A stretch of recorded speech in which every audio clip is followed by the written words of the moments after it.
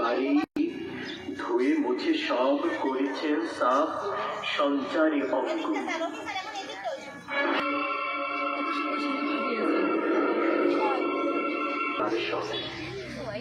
দিল্লি পতির পুত্রের করে লইয়াছে পানি চরণের পরে, স্পর্ধার কাজ হেলো অপরাধ কি করেছে কোনো কালে।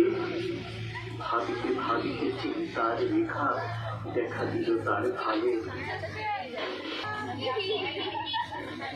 হঠাৎ কি ভাবি উঠি কহিলেন, আমি ভয় করি না কো যায় যাবে শিল দুটি।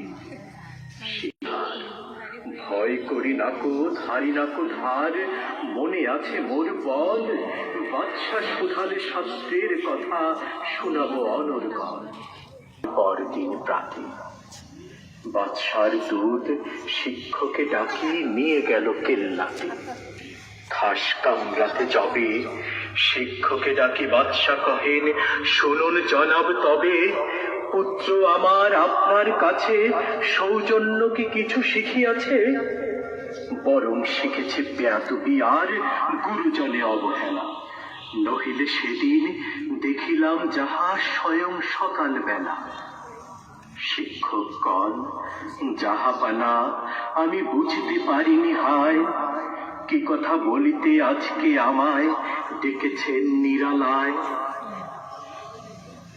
বাদশা কহেন, সেদিন প্রভাতে দেখিলাম আমি দাঁড়িয়ে তফাতে, নিজ হাতে যবে চরণ আপনি করেন প্রক্ষালন। পুত্র আমার জল ঢালে শুধু ভিজাইছে ও চরণ, নিজ হাতখানি আপনার পায়ে বুলাইয়া সযতনে। ধুয়ে দিল নাকো কেন সে চরণ, সরি ব্যথা পাই মনে। উচ্ছ্বাস ভরে শিক্ষকে আজি দাঁড়ায় সগৌরবে, কর্নিশ করি বাদশাহে তবে কহেন উচ্চ রবে। আজ হতে চির উন্নত হলো শিক্ষা গুরুর শীল, সত্যি তুমি মহান উদার বাদশা আলমগীর। সত্যি তুমি মহান উদার বাদশা আলমগীর। সত্যি তুমি মহান উদার বাদশা আলমগীর।